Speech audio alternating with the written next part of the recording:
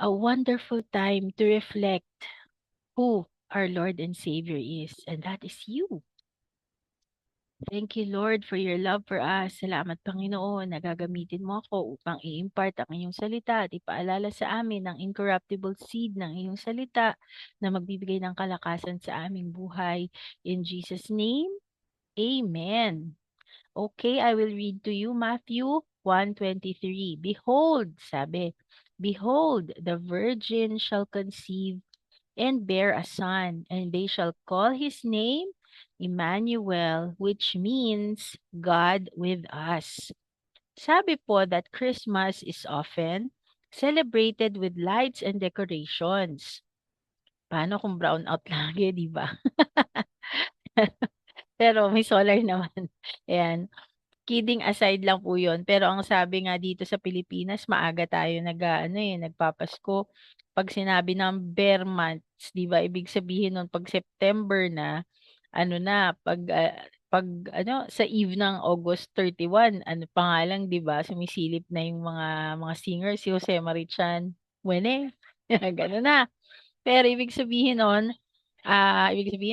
may mga restaurant na maglalagay na ng mga kanilang mga, anong tawag dun, mga Christmas decor, ganyan. Kaya sinasabi, Christmas is often celebrated with lights and decorations.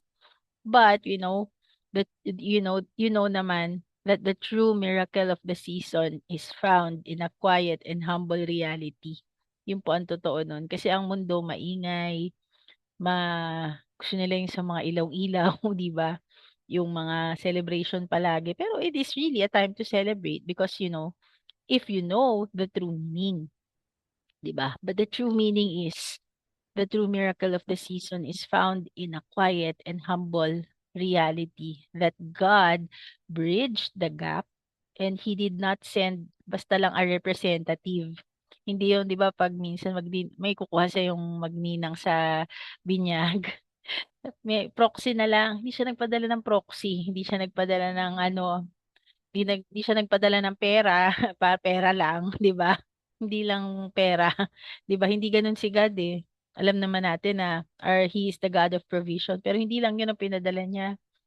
He came Himself to give us shalom, nothing missing and nothing broken. In a world that often feels lonely or magulo, sobrang chaotic, 'di ba? The message of the manger is that we are never truly alone. So minsan iniisip natin na, naku, ako lang ang nagtatrabaho. 'Yun, ako lang ang may trabaho dito. Parang sa akin lahat ng bayarin, mga gano'n, na walang tumutulong sa akin. That's not true. We have a Lord and Savior. So in this world, we are never truly alone. The creator of the universe stepped down into our humanity, walking our dusty roads, 'di ba? Walking the polluted roads, also feeling our grief and sharing our joys. Hindi lang siya nandiyan, akala mo lang 'pag masaya, pero mas kasama natin siya 'pag malungkot tayo na hindi mo lang napapansin. Alam mo, He collects our tears in His bottle. May verse yun, assignment niyo, hanapin niyo, ha.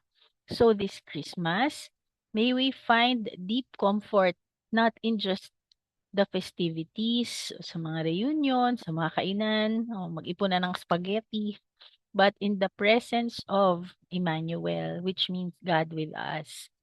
He is with us in our celebrations, in our Christmas parties, and even pag-uwi natin from the parties, whether nanalo ka sa raffle o hindi, 'di ba?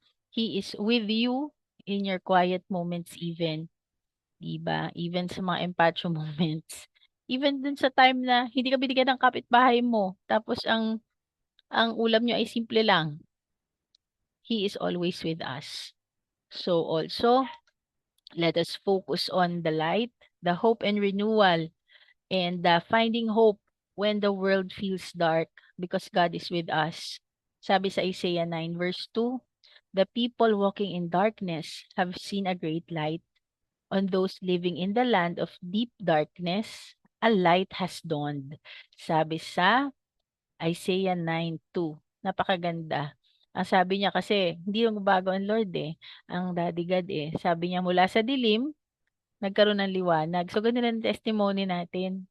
'Di ba? Ang sabi niya, light be. And it has never stopped. There will, every time we art, every time we make him gaya, every time gagayahin natin siya, 'di ba? Sabi, let us be like God, our daddy God, na 'pag merong kadiliman or hindi maayos na sa ating hindi maayos sa ating buhay, sabihin natin, light be.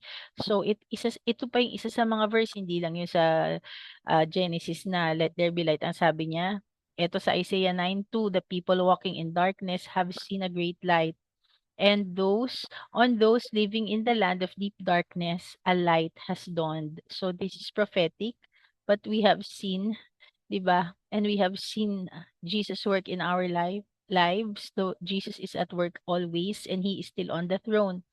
So more than 2000 years ago, a light broke through the darkness of a weary world. Sa totoo lang, the world is so weary. It did not come with a blast of a trumpet, but with a cry of a baby. 'Di ba? For unto us a child is born and the son is given.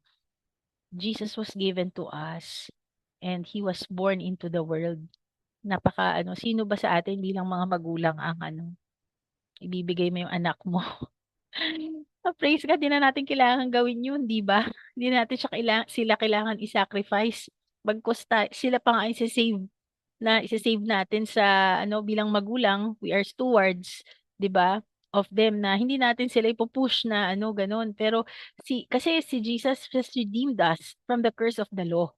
'Yun, Jesus has redeemed us from every evil thing, including our children, 'di ba? So yung deep darkness na yun, confusion, fear, exhaustion. The message of Christmas is that the darkness does not win. The light of the world has come.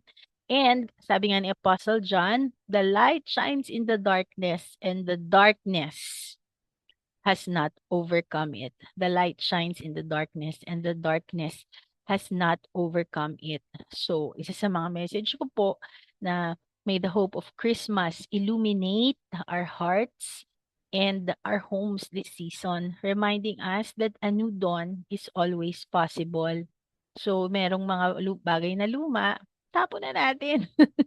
Yung mga lumang bagay, hindi na natin kailangan ng sama ng loob, hindi natin kailangan ng mga bagahe na hindi nakakatulong sa atin. Mas maraming bagahe na hindi mo nakikita ng mga mata mo, nararamdaman mo. So, yung mga nararamdamang pabigat, tanggalin na po natin yan. Because let us focus. Kasi nagdadala ng dilim yun eh. Pero yung dadala ng liwanag is the love of God. So let us focus on the gift, the classic and joyful gift, which is Jesus Christ. The greatest gift wasn't bought in a store. It was given by grace, the grace of God. Ang sabi dun sa Luke 2:11, for unto you, born this day in the city of David, and the Savior who is Christ the Lord.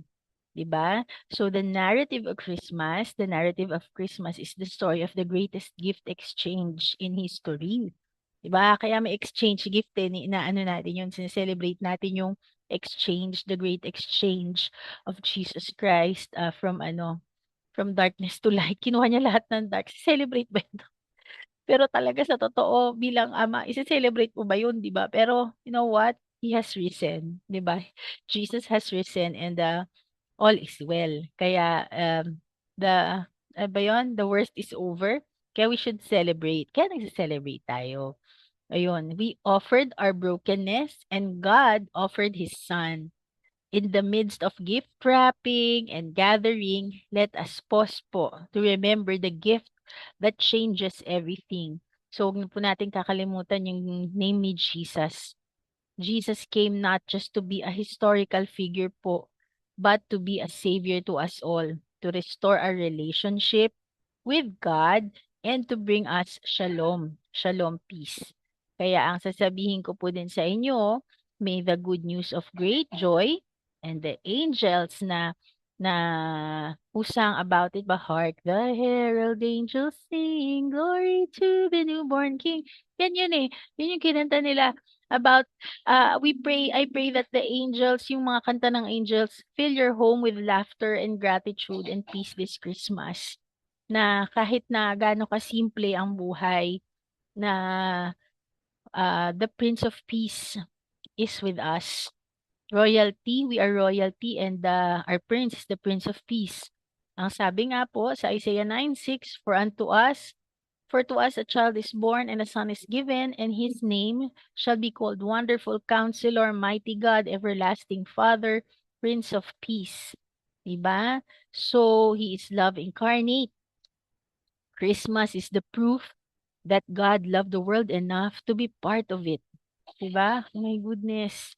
Tapos, meron bang simple miracle? Wala eh. It's a miracle that glory in the highest and peace to His people on earth. 'Di ba? May the humble miracle of the manger bring us great joy. Talagang glory to God in the highest. Glory to God in the highest. Di, glory be to the Father. 'Di ba pag ano, yung mga, sorry, tabi-tabi. Sabi 'di ba yung iba, glory be to the Father, glory be to glory. 'Di ba dapat glory to God in the highest, ganyan. Parang malagyan mo na emosyon kasi parang di ka masaya, glory, glory. Para ka na botox. Pero hindi tayo na botox, 'di ba? Jesus is our beauty regimen. Glory to God! Hallelujah! Ayan. Merry Christmas! Hallelujah! God bless you po sa lahat. Ayan. Thank you, Lord, for your word. Thank you, Lord, for your word that brings us great joy and comfort.